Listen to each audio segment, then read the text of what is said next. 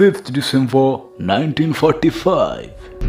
When the first plane drops below 10 gallons, we all go down together. यही कुछ शब्दों ने उस वक्त पूरी दुनिया को सोचने पर मजबूर कर दिया और उसके बाद हमेशा की तरह इस घटना पूरी दुनिया को दो हिस्सों में डिवाइडेड कर दिया।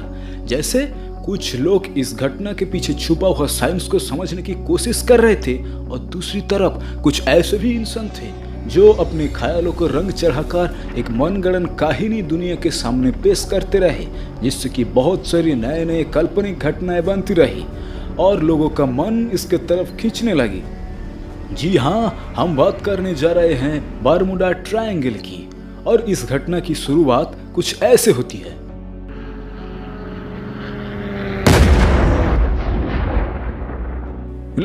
अक्टूबर 1492 क्रिस्टोफर कोलंबस अपने लॉगबुक पर बताया, जब उन्होंने इस रास्ते से जा रहे थे तब उन्होंने फ्लोरिडा, बरमूडा और पुएर्तो रिको के बीच इस अंचल में जो आज बरमूडा ट्रायंगल नाम से प्रचलित है, यहाँ पे उन्होंने नोटिस किया कि अचानक उनकी कंपास काम करना बंद कर देती है और उन्होंने अजीब लाइट्स चमकते देखे, लेकिन उस वक्त किसी ने उनकी बात नहीं मानी। इसके बहुत साल बाद मेरी सेलेस्टी नाम का एक व्यापारिक जहाज बरमूडा ट्रायंगल क्षेत्र में लापता हो गया था, लेकिन 4 दिसंबर 1872 को अटलांटिक महासागर में ये जहाज को पाया गया, पर उस जहाज में सवार यात्री और जहाज के कर्मचारियों का कोई पता नहीं चल पाया। हर 4-5 सालों में ऐसी 1-2 घटनाएं घटती रही जो कि सेम बरमूडा ट्रायंगल में खो जाते हैं और कुछ साल बाद कहीं और जगह से मिलता है। लेकिन ये सब घटना समय के साथ साथ इतिहास के पन्नों में ढका पड़ गया। 16 सितंबर 1950 में E.V.W. जोन्स पहली बार ये त्रिभुज को लेकर न्यूज़पेपर में आर्टिकल लिखे थे। मानो तो इस घटना को फिर से थोड़ा सा जीवन मिल गया। उसके ठीक 2 साल बाद फेट मैगजीन में जॉर्ज एक sand sea mystery at our back door नाम से एक आर्टिकल छपवाए थे। यहाँ पे ही उन्होंने पहली बार फ्लाइट 19 की जिक्र किया था। उसके बाद हर दिन बहुत सी न्यूज़पेपर में बहुत सारी आर्टिकल छपते रहे और हर दिन कुछ नए नए बात सामने आती रही, जो कि मोटा मोटा कुछ ऐसे थी। 5 दिसंबर 1945 14 नेवी एयरमैन फ्लोरिडा से टेक ऑफ किए उनके रूटीन ट्रेनिंग एक्सरसाइज के लिए, पर लगभग 1.5 घंटे बाद flight leader lieutenant Charles Taylor control tower को अलर्ट किया कि उनके साथ कुछ गलत हो रहा है, उनके कंपास ठीक से काम नहीं कर रहा है। उसके बाद उनके संपर्क रेडियो स्टेशन से टूट जाती है और उस जहाज जिसका नाम फ्लाइट 19 था उसका कोई पता नहीं चल पाया। उसी शाम एक रिसर्च प्लेन को उसी एरिया में भेजा गया फ्लाइट 19 को ढूंढने, पर कुछ समय बाद वो रिसर्च प्लेन और उसका 13 क्रू मेंबर भी गायब हो गया। ऐसे ही यहाँ पे हजारों जहाज और प्लेन्स गायब होता रहा। और अब क्या?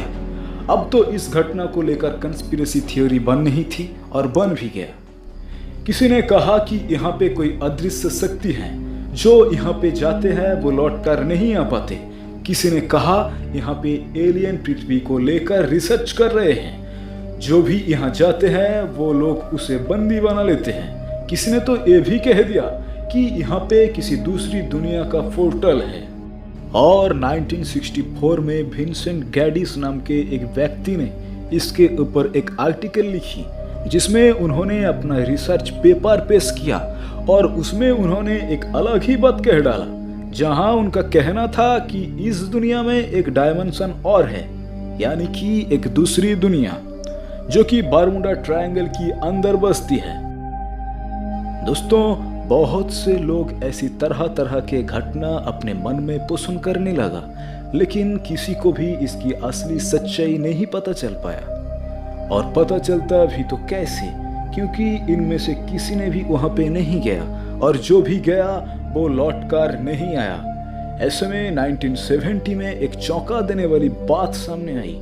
एक पायलट है जिसका नाम ब्रूस जेनॉन।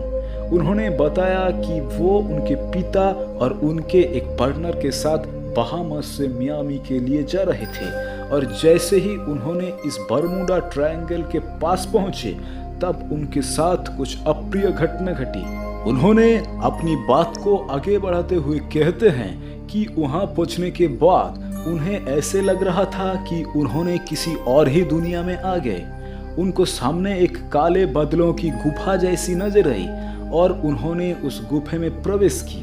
जैसे ही उन्होंने उसमें प्रवेश की तब उनको कुछ दिखाई नहीं दे रहा था, सिर्फ धुआं ही धुआं और जोरों से बिजलियां भी बहुत कड़क रही थी और उनके प्लेन में मौजूद कोई भी यंत्र काम नहीं कर रहा था। ऐसे में उनको कुछ भी पता नहीं चल पा रहा था वो लोग कहाँ है, किस दिशा में जा रहे थे। ऐसे ही लगभग 3 मिनट बहुत सी मुश्किलों के सामना करने के बाद उन्होंने उस परिस्थिति से बाहर आते हैं।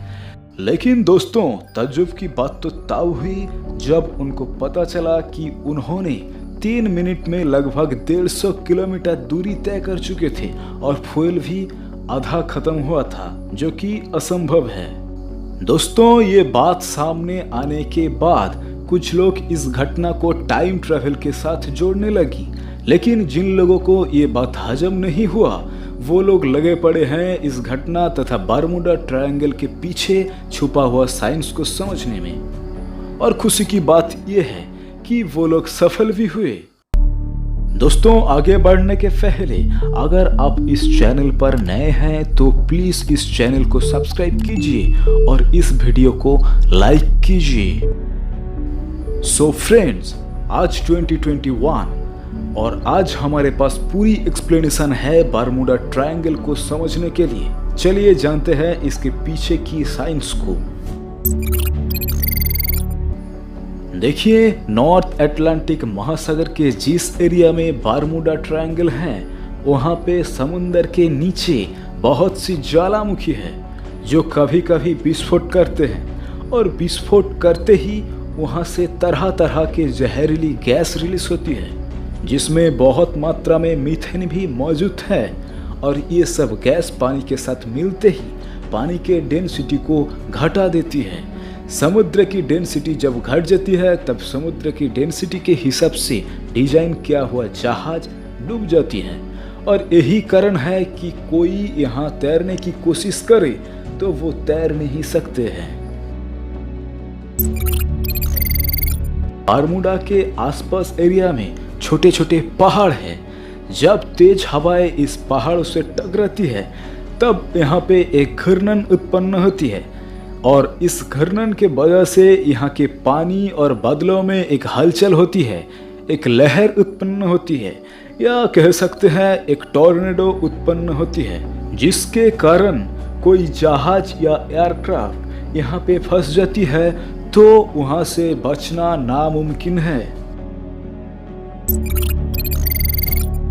हवाई जहाज की दुर्घटनाओं के पीछे जो सबसे बड़ा कारण है वो है हेक्सागोनल क्लाउड यानी षट्भुज आकृति के बादल। ये बादल सबसे खतरनाक और यहाँ हवाएं बहुत तेज होती है, लगभग 250 किलोमीटर पर आवर और हवाओं के स्पीड में कोई हवाई जहाज फंस जाए तो उसके टुकड़े टुकड़े हो जाते हैं। यही वजह से कोई हवाई जहाज यहाँ से लौट कर नहीं आता। देखिए, अगर हवाई जहाज हवाओं के प्रतिकूल यानी विपरीत दिशा में जाती है तो वो जहाज तेज हवाओं के कारण टूट जाती है।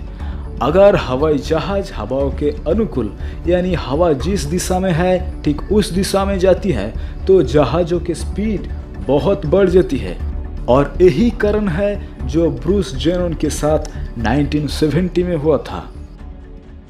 दोस्तों, आज दुनिया बहुत आगे निकल चुकी है और टेक्नोलॉजी भी बहुत तरक्की कर ली। ऐसे में बरमूडा ट्रायंगल में पहले की तरह अब ऐसी घटना नहीं होती है। आई होप आप समझ गए होंगे बरमूडा ट्रायंगल को क्यों डेविल्स ट्रायंगल कहा जाता था। दोस्तों, आज भी हमारे दुनिया में ऐसे बहुत घटनाएं हैं जिसकी एक्सप्लेनेशन हमारे पास नहीं है। इसका मतलब ये नहीं कि वहाँ कोई सुपर नेचुरल घटना है।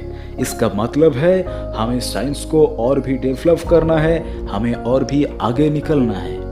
मिलेंगे अगले वीडियो में ऐसे ही कुछ मजेदार घटनाओं के साथ। तब तक आपके जिस फ्रेंड्स को बरमूडा की असली सच्चाई नहीं पता उनके साथ शेयर कीजिए।